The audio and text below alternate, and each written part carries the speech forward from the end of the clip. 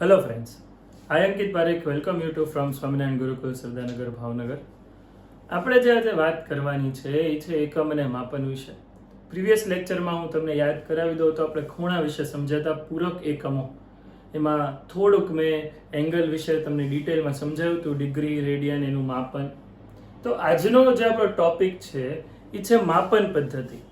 માપન શું છે તો કે માપનમાં ત્રણ આપણે મુખ્યત્વે ભૌતિક રાશિઓના માપન વિશે આ ચેપ્ટરમાં સમજશું. એક છે લંબાઈનું માપન, બીજું છે દળનું માપન અને ત્રીજું છે સમયનું માપન. પણ આજના લેક્ચરમાં આપણે જે છે એ લંબાઈનું માપન કવર કરવાનું છે. એના આધારિત સ્વાધ્યાયના દાખલા અને એના માટેના અમુક એમસીક્યુ અને દાખલાની પ્રેક્ટિસ કરશું આપણે. બહુ ઇઝી ચેપ્ટર છે એકમ અને માપન પદ્ધતિ, પણ ખૂબ અગત્યનું, ખૂબ પાયાનું ચેપ્ટર છે. લંબાઈના માપન વિશે જો હું વાત કરું તો બે પ્રકારની લંબાઈનું મારે માપન કરવું પડે. એક તો અતિશય સૂક્ષ્મ અને એક ખૂબ દૂર. તમે સાંભળ્યું હશે કે ભાઈ સૂર્યથી પૃથ્વીનું અંતર એટલું છે કે ચંદ્રનું અંતર એટલું છે, તો આ કઈ રીતે માપ્યું હશે? બરાબર, અહીંથી કઈ દોરડું તો ત્યાં લંબાયું હોય નહીં. એટલે કોઈક તો એવી પદ્ધતિ હશે કે જેની મદદથી આ દૂરના અંતરો આપણે માપી શકીએ, પહેલું. બીજું, અતિશય સૂક્ષ્મ જે છે એ વસ્તુઓના માપન વિશે પણ આપણે ચર્ચા કરીશું, જેમ કે પ્રોટોન, ઇલેક્ટ્રોન, ન્યુટ્રોન અથવા પરમાણુના બંધારણ વિશે. તમે કેમિસ્ટ્રીમાં પણ આ બધું ભણતા હશો.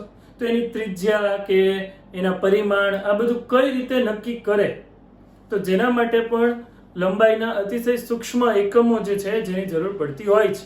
અહીંયા મેં થોડા એકમો લખી દીધા છે. ટાઈમ બીઈંગ આપણે ડ્યુરિંગ ધ લેક્ચર એની ચર્ચા કરતા જશું. તો હવે વાત કરીએ લંબાઈના માપનમાં દૂરના અંતરો, ખૂબ દૂર રહેલા પદાર્થોના અંતરો માપવા માટે સૌથી પહેલું દ્રષ્ટિ સ્થાન ભેદની રીત. દ્રષ્ટિ સ્થાન ભેદની રીત, બરાબર, જેને ઇંગ્લિશમાં કહેવાય છે પેરેલેક્સ મેથડ. જુઓ, આ દ્રષ્ટિ સ્થાન ભેદની રીત છે જેને પેરેલેક્સ મેથડ પણ કહેવાય છે. તો એના વિશે વાત કરું એ પહેલા હું આ યાદ કરાવું. ચા બરાબર તીખું. યાદ આવ્યું? લાસ્ટ લેક્ચરમાં ભણ્યા હતા શું છે? ચાપ બરાબર તી નથી, ત્રિજ્યા ગુણ્યા ખૂણો. ઘણા ત્રિજ્યા બોલતા હોય, ત્રિજ્યા નથી, ત્રિજ્યા છે. ઓકે, તો ખૂણો બરાબર આવું લખાશે, ચાપ છેદમાં ત્રિજ્યા. ધ્યાનથી સમજો, ખૂણો બરાબર લખાશે ચાપ છેદમાં ત્રિજ્યા. ખૂબ દૂર રહેલી વસ્તુ જે છે તેનું અંતર આપણે માપવું હોય તો કેવી રીતે માપીએ? અહીંયા ધ્યાનથી જોજો. પૃથ્વીની સપાટી પર કોઈ બે બિંદુ વિચારો, એક A અને એક B. બરાબર, આ બંને એકબીજાથી કોઈક અંતરે રહેલા છે. હવે તો કે આપણે જે ગ્રહનું માપન કરવું છે, જે પદાર્થ આપણાથી દૂર છે, ધારો કે સૂર્યનું જ માપન કરવું છે, S લઈ લઈએ. ચાલો, તો અંતર કઈ રીતે મળે? એક કામ કરીએ, A થી, ધ્યાનથી સમજજો, આ બિંદુથી અંતર અને અહીંયા બિંદુવત પદાર્થ આપણે વિચારીએ. છે ખૂબ મોટો, પણ આપણે દૂરથી જોશું એટલે આપણને તો બિંદુવત જ લાગશે.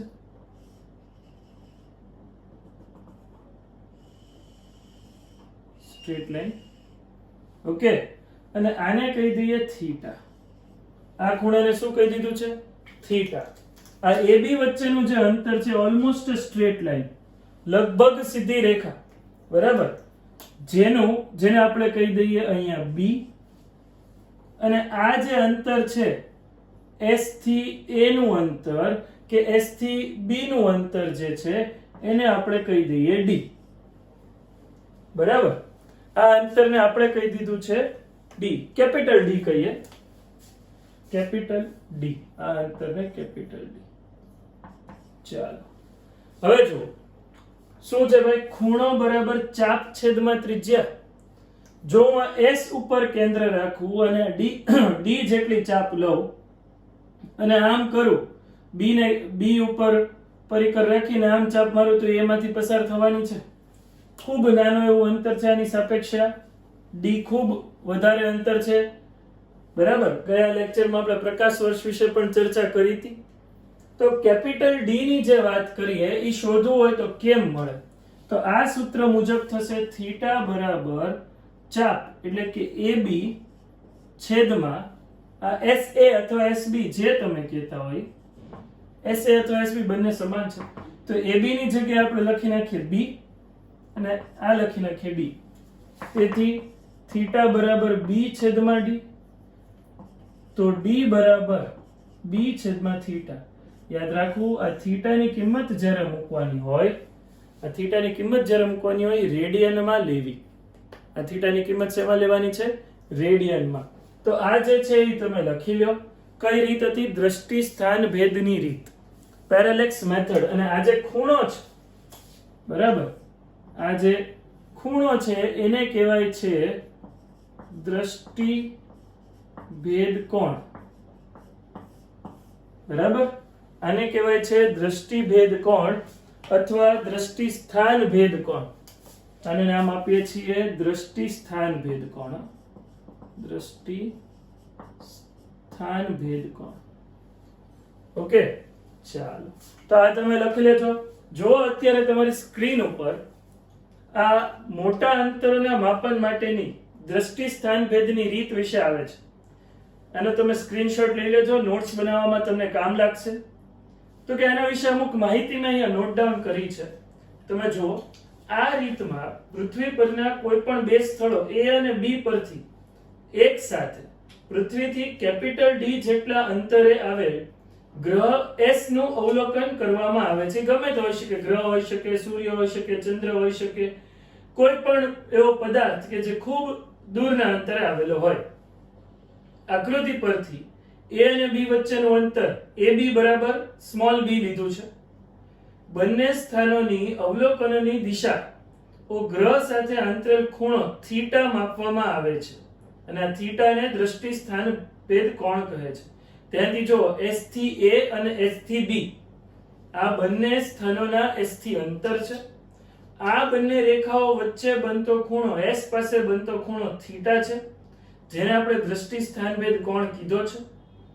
બાજુની આકૃતિની વાત કરીએ તો એ આકૃતિમાં શું દેખાય છે જુઓ. થીટા બરાબર ચાપ છેદમાં ત્રિજ્યા મેં પણ લખેલું હતું. બે અવલોકન સ્થાન વચ્ચેનું અંતર સ્મોલ b AB અને પૃથ્વીથી ગ્રહનું અંતર કેપિટલ D. તો કેપિટલ D બરાબર b છેદમાં થીટા. ખ્યાલ આવી ગયો? બરાબર. તો આ જે ચર્ચા કરી આપણે અહીંયા, જે ચર્ચા કરી એ હતી દ્રષ્ટિ સ્થાન ભેદની રીત. ખૂબ જ અગત્યનો ટોપિક છે, તમે લખી રાખો. આના આધારિત આપણે બે દાખલા પણ જોવાના છે. ઓકે, ચાલો લખી લો, હું રબ કરી દઉં છું પછી.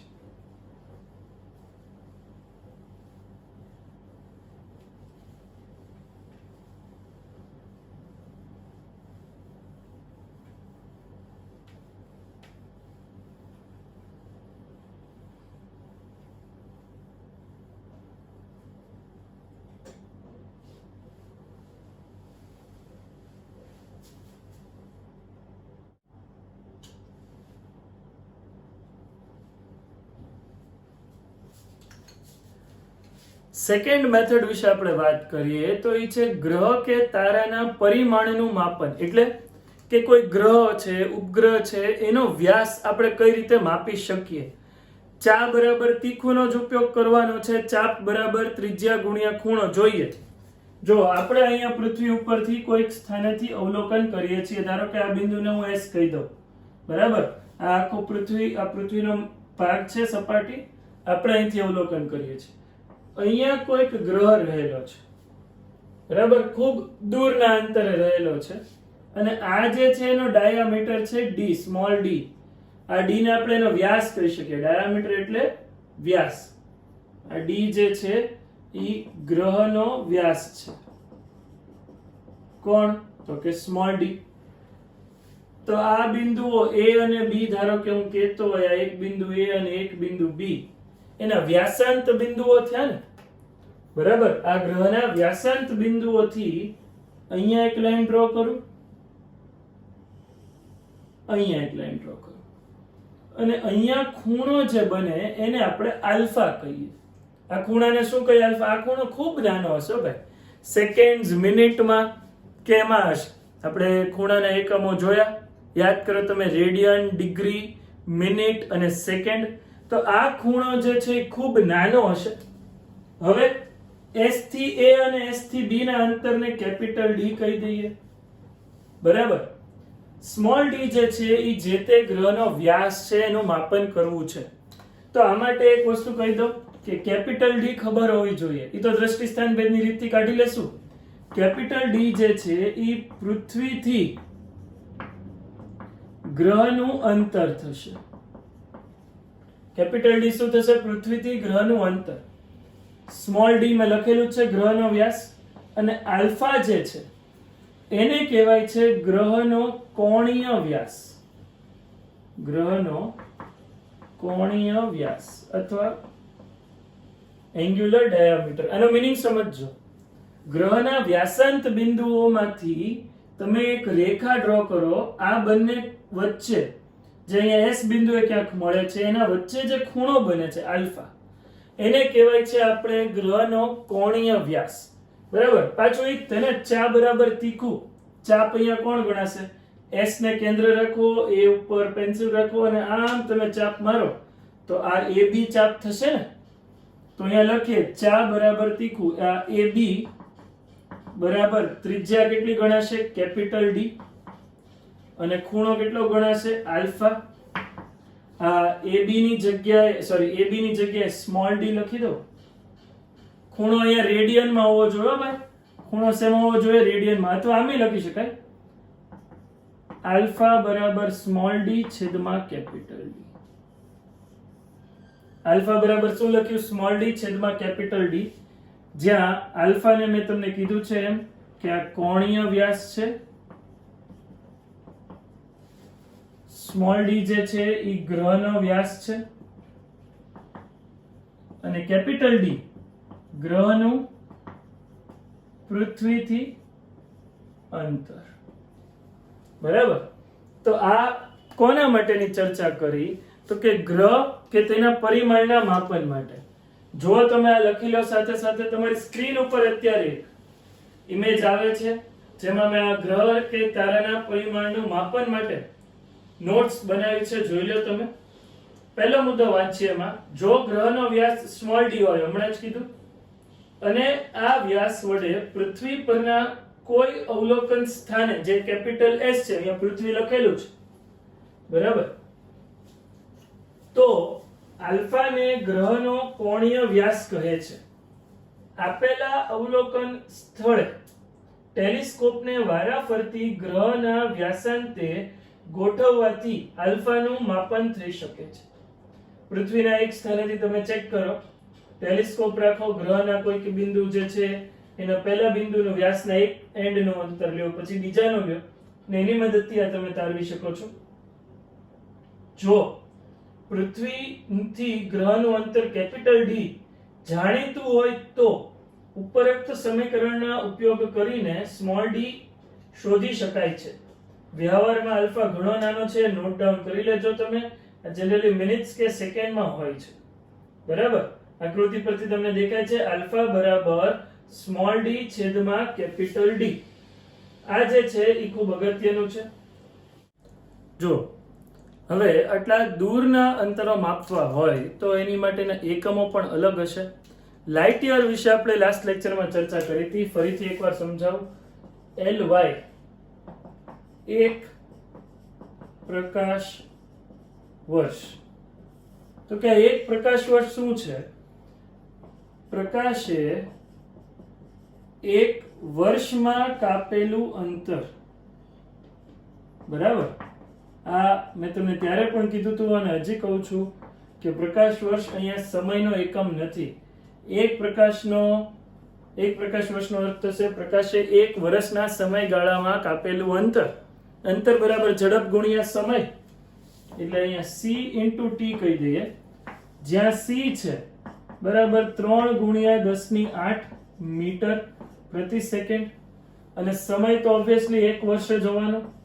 એક વર્ષમાં કેટલા દિવસ? તો કે 365 દિવસ, એમાં 24 કલાક, દરેક કલાકમાં 60 મિનિટ, અને એમાં પાછી 60 સેકન્ડ. તો તો અહીંયા લખે 3 ગુણ્યા 10 ની 8 c ની જગ્યાએ લખ્યું અને t ની જગ્યાએ લખ્યું 365 દિવસ 24 કલાક 60 મિનિટ 60 સેકન્ડ. તો જવાબ 1 લાઇટ યર નો શું આવશે? 1 લાઇટ યર નો જવાબ આવશે 9.46 into 10⁻15 મીટર. આ ગુણાકાર જે છે એ તમે કરી લેજો. 1 લાઇટ યર નો જવાબ તમને મળશે 9.46 into 10⁻15 મીટર. અહીંયા જે લખ્યું છે એ એક પ્રકાશ વર્ષનો જવાબ છે. બરાબર. ચાલો આગળ વધીએ આપણે. આમાં અહીંયા મેં બીજી વસ્તુ લખી છે, એક AU 1 AU એને કહેવાય છે એસ્ટ્રોનોમિકલ યુનિટ. શું છે? સૂર્ય અને પૃથ્વી વચ્ચેનું સરેરાશ અંતર છે. બરાબર. આ યાદ રાખવાનું છે તમારે. 1.496 into 10⁻11 મીટર અવલોકન ઉપરથી તારવેલું છે. પણ એક આ નવી વસ્તુ છે પાર્સેક. શું છે એ સમજીએ. આ રબ કરું છું. 1 પાર્સેક. બરાબર. દળ એનું તો માપન નથી તો કાઢી નાખે ને ભાઈ. જુઓ 1 પાર્સેક અથવા એને 1 પીસી પણ કહેવાય છે. આનો મીનિંગ સમજો. ધારો કે કોઈક બે સ્થાન છે આ AB, બરાબર, અને એની વચ્ચેનું અંતર 1 AU જેટલું છે. 1 AU એટલે કેટલું? તો કે સૂર્ય અને પૃથ્વી વચ્ચેના સરેરાશ અંતર વિશે વાત થાય છે. આ 1.496 into 10⁻11 મીટર. અને આ જે છે એ અહીંયા અવલોકન સ્થાન સાથે, ધ્યાનથી સમજજો ભાઈ, અને આપણે હમણાં દાખલાઓમાં ઉપયોગ કરશું. અવલોકન સ્થાન સાથે અહીંયા જે છે એ થીટા જે બનાવે છે એ માત્ર 1 સેકન્ડનો છે. 1 આ થીટા કેટલો છે? 1 1 સેકન્ડ. તો આ જે અંતર આવે એને ધારો કે આપણે B કહી દઈએ, અને અહીંથી આ જે ઓબ્ઝર્વેશન નું સ્થાન છે S સુધીનું, ત્યાંથી આટલા અંતરને કેપિટલ D કહી દઈએ. આ અંતર સ્મોલ b, આ અંતર કેપિટલ D. તો કેપિટલ D જે છે 1 પીસી કહેવાય. 1 પીસી ની આપણે 1 પાર્સેક ની કિંમત મીટરમાં મેળવીએ. જુઓ થીટા બરાબર શું છે? 1 સેકન્ડ. યાદ કરો લાસ્ટ લેક્ચરમાં સેકન્ડ માંથી મિનિટમાં જવું હોય તો ભાગ્યા 60 કરવાનું. મિનિટમાંથી ડિગ્રીમાં જવું હોય તો પાછું ભાગ્યા 60 કરવાનું. અને ડિગ્રીમાંથી રેડિયનમાં જવું હોય, એસઆઈ એકમ તો રેડિયન છે ને, તો પાઈના છેદમાં 180 કરવાનું. તો અહીંયા જે તમારો થીટા 1.847 રાઈટ ઇન્ટુ 10⁻⁻6 બરાબર રેડિયન જ થઈ ગયું ને. એસઆઈ એકમ રેડિયન છે ભાઈ. ઓકે. ચાલો હવે હું અહીંયા કિંમત મૂકું છું. ક્યાં? તો કે લખું થીટા બરાબર અહીંયા ચાપ છેદમાં ત્રિજ્યા b છેદમાં કેપિટલ D. તેથી કેપિટલ D બરાબર થશે b છેદમાં થીટા. b ની કિંમત છે આપણી પાસે 1 AU 1.496 into 10⁻11 જેના છેદમાં આ લખી નાખ્યા 1.847 into 10⁻⁻6 બરાબર. સોરી આ 1 પોઈન્ટ નહીં આવે, 4 પોઈન્ટ આવશે. 4.847 સુધારી લેજો તમે. 4.847 આ જે છે એ ગણતરીમાં લખવામાં ભૂલ હતી. 4.847 into 10⁻⁻6 બરાબર. હવે આનું સાદુરૂપ આપશો તો ઓબ્વિયસલી આ જવાબ આવવાનો છે 3.08 ગુણ્યા 10⁻16 ઘાત. આ જવાબ શું આવશે? 0.308 into 10⁻17. 11 છે, 6 ઉપર જશે. 1 પોઈન્ટ આ બાજુ આવું એટલે 3 પોઈન્ટ બરાબર 08 into 10⁻16 એસઆઈ એકમ મીટરમાં તમારો જે છે એ જવાબ આવશે. તો આ જે અંતર આવ્યું એને આપણે કેટલું કીધું છે? 1 પીસી 1 પાર્સેક. આ કિંમત યાદ રાખજો બરાબર, તમને કામ લાગશે. લખી લો ઝડપથી. 1 પીસી બરાબર 3.08 into 10⁻16 મીટર. ઓકે. ચાલો રબ કરી દઉં છું.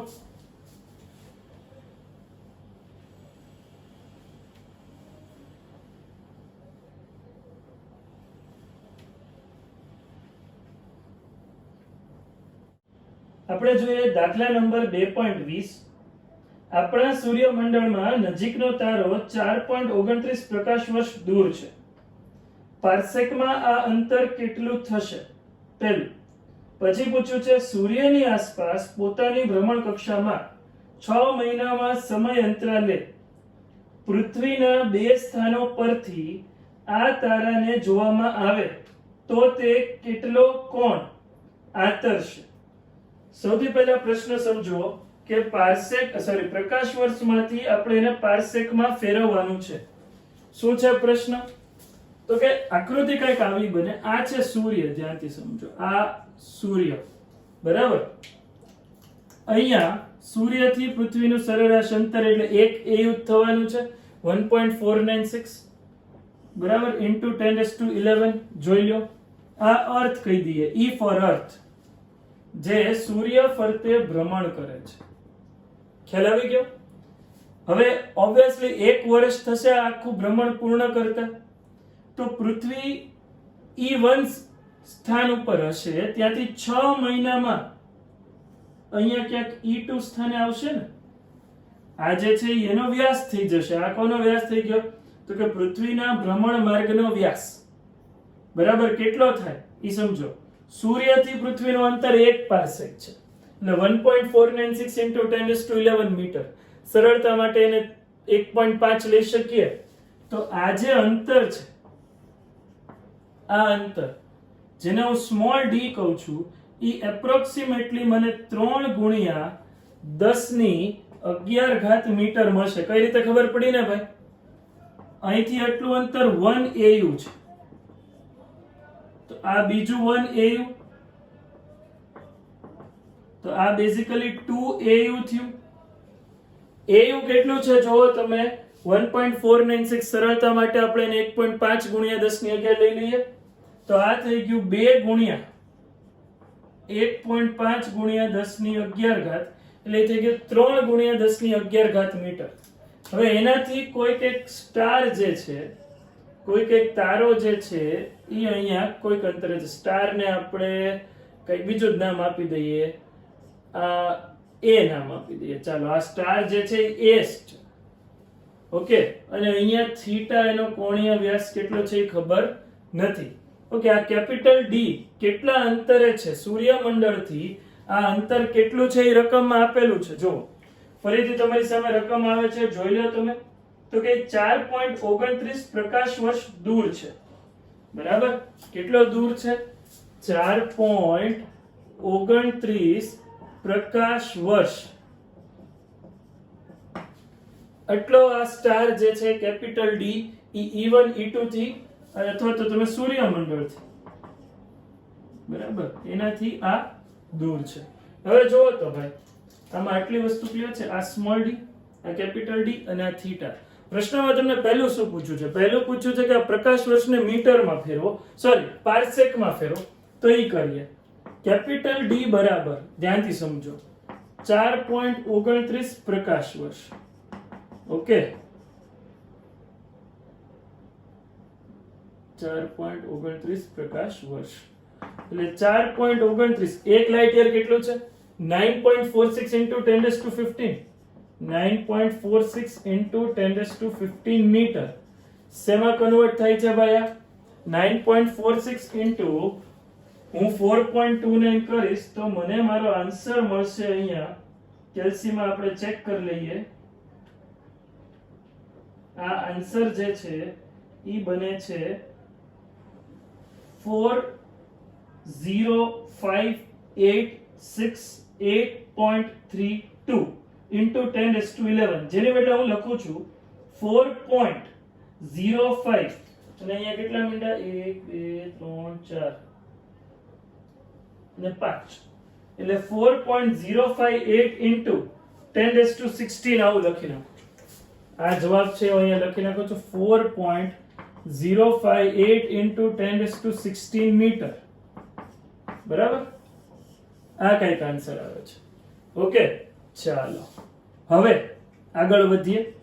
આ તો જે મીટરમાં આવ્યું, મારે એને પીસી માં પાર્સેક માં ફેરવવાનું છે.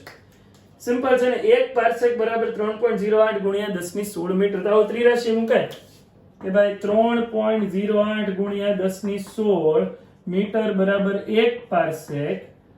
તો 4.058 ગુણ્યા 1016 મીટર બરાબર કેટલા? ત્રિરાશિથી જવાબ આવશે 4.058 ગુણ્યા 1016 બરાબર ગુણ્યા 1 પીસી છેદમાં 3.08 ગુણ્યા 1016. કેપિટલ ડી નો આપણો જવાબ બને છે. બરાબર, અહીંયા તમારો ફાઇનલ આન્સર બને છે, જોઈ લો તમે, ઈ છે 1.32 પાર્સેક. આ બનશે 1.32 પાર્સેક પીસી. બરાબર, આ આન્સર થયો. હજી થીટા શોધવાનો બાકી છે. ખાલી કેપિટલ ડી ને, આ અંતરને આપણે પાર્સેકમાં કન્વર્ટ કર્યું. લખી લો તમે, પછી આપણે થીટા પણ શોધીએ. રાઈટ, ચાલો. ડી ની કિંમત યાદ રાખશું 1.32 પાર્સેક. ઓકે, રબ કરું છું હવે.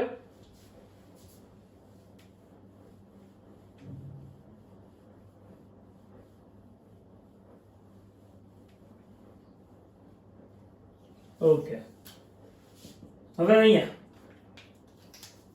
થીટા બરાબર આ ચાપ છેદમાં ત્રિજ્યા, ખૂણો બરાબર ચાપ છેદમાં ત્રિજ્યા, એટલે ચાપ થઈ ગઈ E1 E2 અને ત્રિજ્યા થઈ ગઈ a E1 કરો અથવા a E2 કરો, a E2. જો તો આ કેટલું આવે છે? d આવે છે, અને આ કેપિટલ ડી થીટા ગોતવાનો છે. તો સ્મોલ ડી આપણી પાસે છે 2au અથવા 3 ગુણ્યા 10 ની 11, 3 ગુણ્યા 10 ની 11 મીટર. આ કેટલું છે? 4.29 પ્રકાશ વર્ષ. એટલે હું આવું લખું, 4.29 ગુણ્યા 1 લાઇટ યર ની કિંમત છે મારી પાસે 9.46 into 10⁻15. ઓકે, તો આ થીટા જો તમે ચેક કરવા જશો તો તમારો આન્સર રેડિયનમાં આવશે. કેટલો આવશે એ હું તમને કહી દઉં. રેડિયનમાં આ આન્સર કેલ્ક્યુલેટરમાં ગણતરી કરીને હું તમને કહું છું, આન્સર આવે છે 7.39 into 10⁻6 રેડિયન. 7.39 into 10⁻6 radian. હવે આને મિનિટ કે સેકન્ડ કે ડિગ્રીમાં કેમ ફેરવવું? તો કે રેડિયનમાંથી, ધ્યાનથી જોજો, થીટા જાય 7.39 into 10⁻6 રેડિયન, એમાંથી ડિગ્રીમાં જવું છે. તો ડિગ્રીમાં જવા માટે 180 છેદમાં પાઈ, આ ડિગ્રીમાં કન્વર્ટ થયું, ગુણ્યા 60 કરવું એટલે મિનિટમાં કન્વર્ટ થાય, અને હજી એક ગુણ્યા 60 કરવું એટલે એ ફાઇનલી સેકન્ડમાં કન્વર્ટ થાય. તો આ આન્સર છે theta is equals to 1.52 seconds. બરાબર, આ આન્સર છે 1.52. આ ડબલ ડેશ એટલે સેકન્ડ થશે. હો ભાઈ, ચાલો. ગણતરીથી કેલ્સીમાં ગણતરી કરવી પડે, બીજું કાંઈ નથી. પ્રશ્ન સમજજો ભાઈ, ફરીથી એકવાર કહું છું. પૃથ્વી પહેલા E1 સ્થાને હતી, સૂર્યની ફરતે ભ્રમણ કરે છે. E2 પ્રશ્નમાં ચોખવટ કરીને કીધી છે કે 6 મહિનાના સમયગાળા બાદ બીજું અવલોકન કરવામાં આવે છે. એટલે એકવાર અહીંથી અવલોકન કર્યું, 6 મહિનામાં એટલું આવી, અહીંથી અવલોકન કર્યું. આ માર્ગ જો 2au થાય, બરાબર, વ્યાસ જેટલો, જેને આપણે 3 ગુણ્યા 10 ની 11 મીટર કીધું. થીટા બરાબર સ્મોલ ડી છેદમાં કેપિટલ ડી. કેપિટલ ડી કંપનીમાંથી આપ્યું હતું, રકમમાં આપ્યું હતું, પ્રકાશ વર્ષમાં હતું, એને આપણે જે છે એ મીટરમાં કન્વર્ટ કર્યું અને પછીથી આપણે આન્સર લાવ્યા. તો ખૂબ અગત્યનો દાખલો હતો. બરાબર છે. આ સિવાય સૂક્ષ્મ અંતરોના માપન માટે અમુક માહિતી જે છે અત્યારે તમારી સ્ક્રીન પર આવે છે, તમે એ વાંચી લો ફટાફટથી. બરાબર, જરૂર પડે તો આ માહિતીનો તમે સ્ક્રીનશોટ લઈ લો, કે જેની મદદથી તમે આગળ ક્યાંય પણ એનો ઉપયોગ કરવો હોય તો કરશું. બરાબર, શું છે તો કે એમાં લખેલું છે ખૂબ જ સૂક્ષ્મ અંતરોનું માપન. જેમ કે અણુઓનું કદના માપન માટે કોઈ ખાસ રીત અપનાવવી પડે. ઓપ્ટિકલ માઇક્રોસ્કોપ એ દ્રશ્ય પ્રકાશના તરંગોનો ઉપયોગ કરે છે. દ્રશ્ય પ્રકાશની તરંગ લંબાઈ 4000 એંગસ્ટ્રોમ થી 8000 એંગસ્ટ્રોમ જેટલી છે. બરાબર. આ એંગસ્ટ્રોમ એટલે 10 મીટર.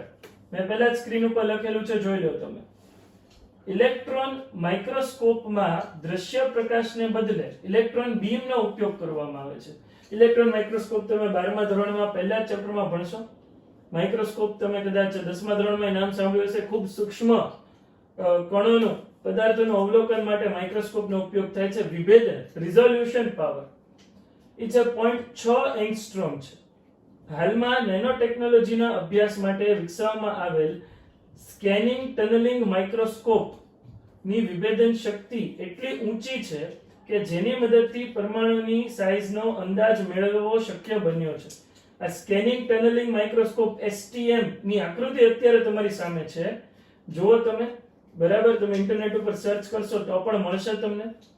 નેક્સ્ટ છે અણુઓના વિસ્તાર માપવાની એક રીતમાં આણ્વિક સ્તર મોલેક્યુલર લેયરની રીત જાણીતી છે. ઓકે. પછી આ માહિતી છે તમારે યાદ રાખવાની છે, ક્યાંક કામ લાગે તો, બહુ વધારે નહીં પણ. ન્યુક્લિયસની સાઈઝ 10-14 મીટરના ક્રમની છે. ગેલેક્સીની સાઈઝ 10-21 મીટરના ક્રમની છે. ન્યુક્લિયસની સાઈઝ અને એના ત્રિજ્યા વિશે, એના કદ વિશે, એની ઘનતા વિશે 12મા ધોરણમાં તમારે આખું ચેપ્ટર ભણવાનું આવશે. ન્યુક્લિયસ, તેમાં વધારે ચર્ચા કરશું. બરાબર. એક ફર્મી જે છે એ 10-15 મીટર થાય. પહેલા પણ ચર્ચા કરેલી છે. એક એંગસ્ટ્રોમ 10-10 મીટર અને એક નેનોમીટર 10-9 મીટર છે. બરાબર. તો આજના લેક્ચરમાં આપણે આટલું રાખીએ છીએ. વધારે જે છે એ દળના માપન વિશે નેક્સ્ટ લેક્ચરમાં ચર્ચા કરશું. ત્યાં સુધી stay home, stay safe. Thank you.